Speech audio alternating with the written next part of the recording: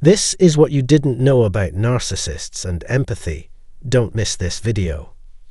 Have you ever wondered how empathy plays a role in narcissistic relationships? Empathy, empathy, empathy. This is at the heart of the conversation surrounding narcissism and its impact on those involved. But here's the catch. Empathy is often one of the most misunderstood aspects of this topic. When we think of narcissism, we typically focus on traits like entitlement and grandiosity. However, the piece that really trips people up is the apparent lack of empathy. Let's dive deeper into why this is such a confusing and important part of understanding narcissistic behavior. And here's where it gets tricky. When someone who appears narcissistic shows any form of empathy, people tend to think, well, they can't be narcissistic because they're not supposed to have empathy. This video aims to untangle both sides of this empathy mess, for lack of a better phrase. Let's start with the concept of low empathy. Empathy is essential. It's what connects us. It's how we feel understood, validated, and supported, especially on our darkest days. Empathy has the power to transform those moments when we feel completely defeated into ones where we think, okay, I can make it through this. It's fundamental to attachment, healthy development, and successful relationships. But empathy often goes off course in relationships involving narcissism or narcissistic tendencies. The confusion surrounding empathy in these relationships has only deepened, particularly in online discussions. Let's break this down, starting with how empathy functions, or falters, in the context of narcissism. The truth is, narcissistic individuals don't lack empathy entirely. It's not like they're walking around with a complete void where empathy should be. Instead, they typically operate with something called cognitive empathy. Cognitive empathy is an intellectual understanding of someone's emotions. It's recognizing someone's feelings on a logical level. For example, if a person hears that someone's mother, whom they love dearly, has died, they might think, I understand why they're sad. Losing a mother is upsetting. They grasp the situation intellectually, but there's a key missing ingredient, an emotional connection. For those who have been in narcissistic relationships, this kind of empathy often feels hollow. It's like the artificial sweetener of empathy. It mimics the taste, but it's not the real thing. Cognitive empathy can resemble genuine understanding, but it doesn't foster a true emotional bond. What further complicates things is that even this limited form of empathy tends to be inconsistent. It's often shallow and situational, which throws people off. Many say things like, I can't say they lacked empathy entirely because there were moments early in our relationship, or after they achieved something significant, when they seemed to care. Here's the explanation. When narcissistic individuals experience things going exactly as they want, when they're receiving admiration, validation, or a sense of specialness, or achieving success, a promotion, financial gain, a material possession, fame, etc., they have what you might call an A+ day. In those rare ideal moments, they're sometimes able to extend what looks and feels like real empathy. For those in mild or moderate narcissistic relationships, this might be a familiar pattern. During those perfect circumstances, the narcissistic person might seem to genuinely attend to others' emotions, almost convincing you that they care. But this isn't sustainable. As soon as the external validation fades, or things aren't going their way, the facade of empathy disappears. This variability is what makes understanding narcissism and empathy so difficult. It's not a total absence of empathy. It's an inconsistent, superficial version of it that depends entirely on their own circumstances and needs. And this inconsistency can leave those close to them questioning what's real and what's not, which is why these relationships are often so confusing and emotionally draining. Understanding the nuances of empathy and narcissism can be a game changer in making sense of your experiences. It's not about whether empathy exists or not.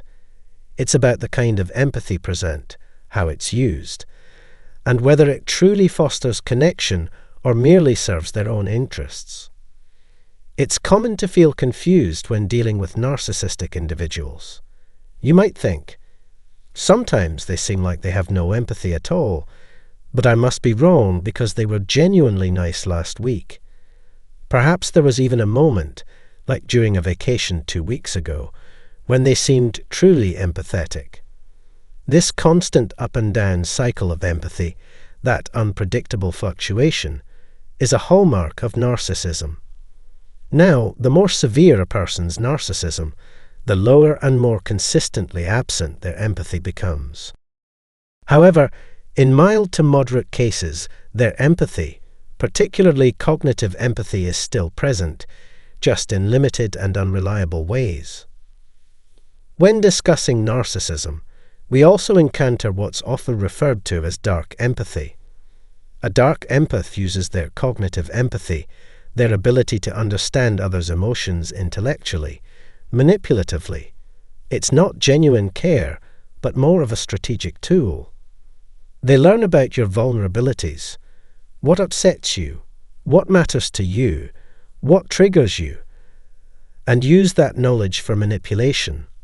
For instance, let's say certain holidays are deeply meaningful to you. A dark empath might make a grand gesture to acknowledge that holiday, initially making you feel special. But later, they might weaponize it by belittling your feelings, saying something like, "What are you 6? Why does Christmas matter so much to you?" It's a calculated cycle of validation followed by dismissal, designed to keep you emotionally off balance. Here's another example. Suppose you've always struggled with self-doubt about your intelligence, maybe because your family criticized you growing up. During the love-bombing phase, a narcissistic person might shower you with praise, saying, "You're brilliant. I can't believe your family ever doubted you. You're a genius." It's incredibly validating, especially if that's a deep-seated vulnerability of yours. But as time passes, that same dark empath might flip the narrative. Imagine you land an impressive new job, something demanding and exciting. Instead of being genuinely supportive, they might say something like, "Wow, I know you're smart, but are you sure you can handle this? It sounds really overwhelming." At first, it might seem like concern, but in reality, they're subtly undermining the very thing they once praised. This tactic is a signature move of dark empathy, particularly among more severe or malignant narcissistic individuals. The key takeaway about empathy in narcissistic people is this: it's low and inconsistent, not completely absent. That inconsistency is exactly why so many people in these relationships second-guess themselves. You might think, they're empathic sometimes, so maybe they're not narcissistic. But this variability, where empathy appears briefly and then vanishes, is one of the defining traits of narcissism. Now let's talk about individuals with no empathy at all, people who are truly detached from others' emotions. This is where we shift into discussions about psychopathy. Psychopathy is an extremely rare and severe pattern. These individuals harm others with no guilt, remorse, or care whatsoever. You might think, but the narcissistic person in my life hurts me and doesn't seem to care. Here's the subtle distinction. Narcissistic individuals do care on some level. They often feel guilt or shame, but it's tied to how they're perceived. They want to be seen as good or nice people, even if their actions contradict that desire. Psychopaths, on the other hand, are entirely different. They are cold, calculated, callous, and completely indifferent to how others perceive them. Despite their lack of empathy, They often use superficial charm and intelligence to draw people in. They can be incredibly manipulative, but there's no underlying emotional conflict or desire for approval. It's all about control and self-interest. Understanding these nuances between narcissism, dark empathy, and psychopathy can help make sense of the confusion that often surrounds these behaviors. While both narcissists and psychopaths may cause harm, their motivations and emotional dynamics differ significantly.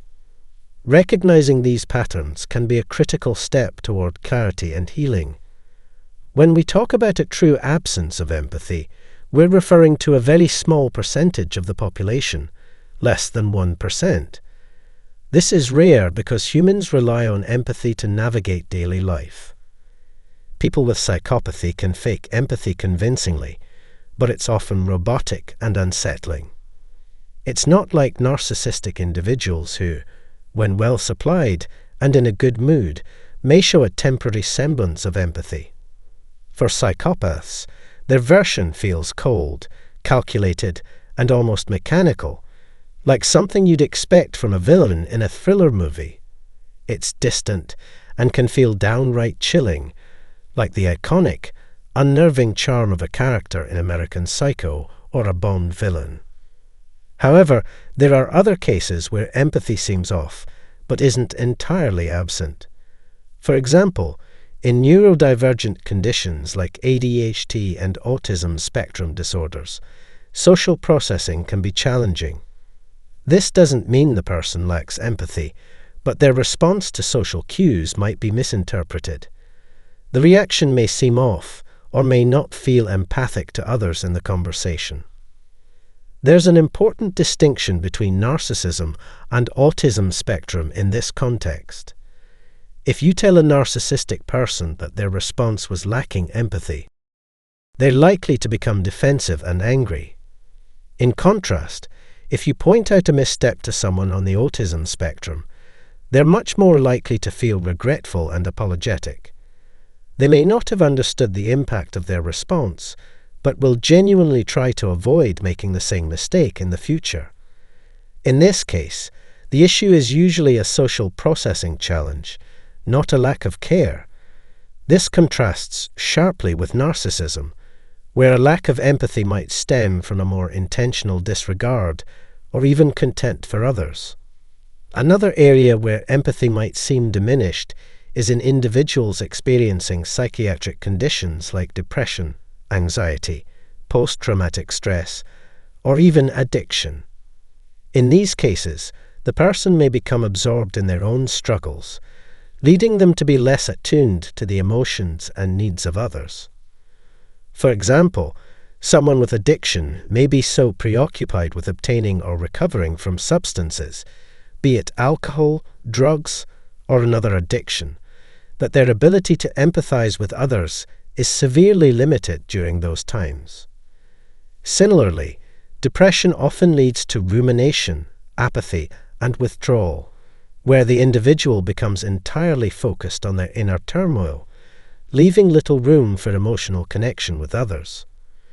People with anxiety are often in a state of constant worry or hypervigilance, which pulls their attention away from others. They're so consumed with their thoughts about potential future scenarios or the need to control their environment that they may not register the emotions of those around them. Likewise, individuals with OCD may prioritize their compulsions or obsessions, sidelining the emotional needs of others. In all these cases, empathy is not entirely absent, but it is often diminished or inconsistent, often due to preoccupation with their own emotional state or external struggles. Understanding these nuances can help differentiate between true empathy deficits and other psychological challenges that might be influencing how someone interacts with others. It's important to address discomfort, especially in cases of mental health conditions like depression, anxiety disorders such as OCD, and post-traumatic stress. In these situations, we may notice a diminished empathy, but this often results from dissociation or emotional numbing, which can make a person seem disconnected from others. This can be misinterpreted as a lack of empathy. However, when someone who has experienced trauma receives trauma-informed treatment and is able to move out of dissociative states and into a more regulated state, they can start to feel safe and present with their emotions again, which often restores their empathy. In many cases, including those involving psychotic disorders, depression, anxiety, OCD, post-traumatic stress, or addiction, there is no malice or contempt for others.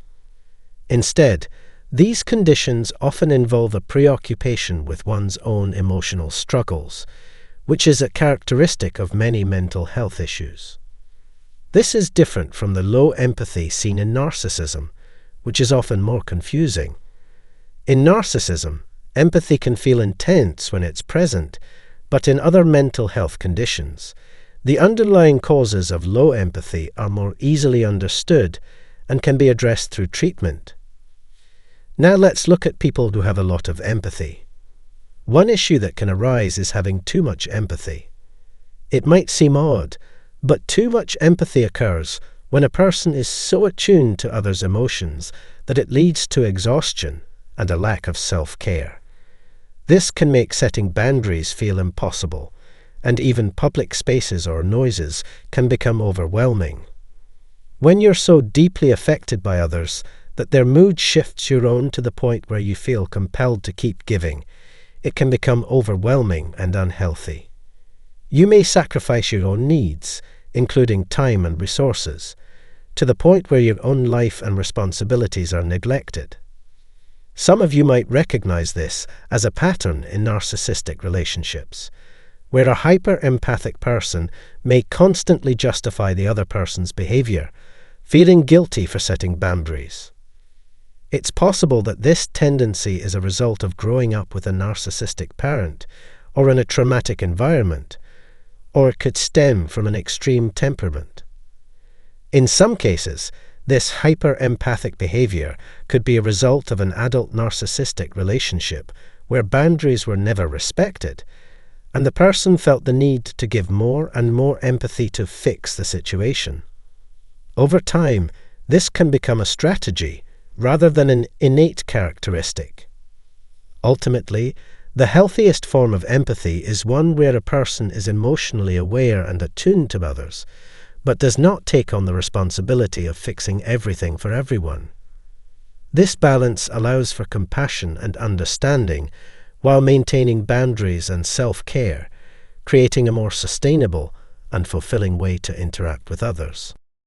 One of the most important lessons we learned in graduate school was how to help others without letting it overwhelm us. After spending years training to become effective therapists, we had to learn to show up and be fully present for our clients during sessions, but also to keep boundaries in our personal lives. The key was to separate our roles as helpers from our own lives, recognizing that while we can be emotionally attuned and present for others, it's not our responsibility to rescue them. This means we can set appropriate boundaries because we are separate individuals. Healthy empathy sometimes requires us to slow down. For example, it may mean staying on the phone with someone a bit longer because they're going through something, but it might also mean knowing when to end the conversation. Healthy empathy involves self-compassion. It's about being present without losing ourselves in the process. One challenge is that many people who enter relationships, especially with narcissistic or psychopathic individuals, likely have healthy empathy. But to survive these relationships, they often shift toward unhealthy empathy, giving too much of themselves to the point of harm. This shift is often tied to trauma bonding, survival, and the hope that the relationship might change. Sometimes, empathy becomes a survival response.